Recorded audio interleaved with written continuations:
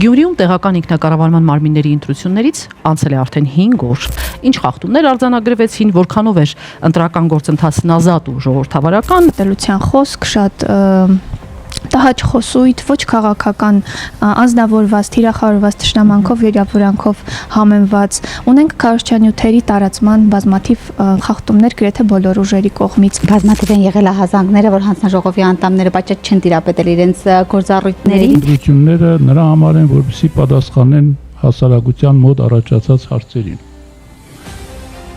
Մենք ունեցանք ընտրություն, որը առաջացրեց հարցեր, ոչ թե հարցերին տվեց պատասխաններ։ Ընտրողը կամ ընտրում էր քաղաքացիական պայմանագիր, կամ չէր ընտրում քաղաքացիական պայմանագիր։ Չես զգում սա Գյումրու տեղական ինքնակառավարման ընտրություն է, թե համապետական ինչ-որ հարցեր է։ Չափազանց մեծ էր ուշադրությունը մեդիայի, լրատվական ծառայությունը վերածվել է կուսակցական քարոզչամիջոցի։ Մենք տեսանք անհավասար լուսաբանում Պետրոս Ղանձարյանի մոտ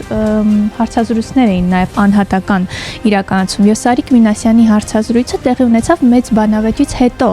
այսինքն ավելի թարմ հնարավորություն տալով նրան արձագանքել մեծ բանավեճի ընթացքում հնչեցված թեզերին, մեղադրանքներին, մինչդեռ մյուս թեկնածուների հարցազրույցները ձայնագրվել էին շատ օրեր առաջ։ Հայաստանում համարյա բոլոր ինստիտուտները կայացած չեն։ Նու առաջին հերթին քաղաքական կուսակցությունները կայացած չեն եւ մեր ընտրությունները դրա լավագույն ապացույցն է։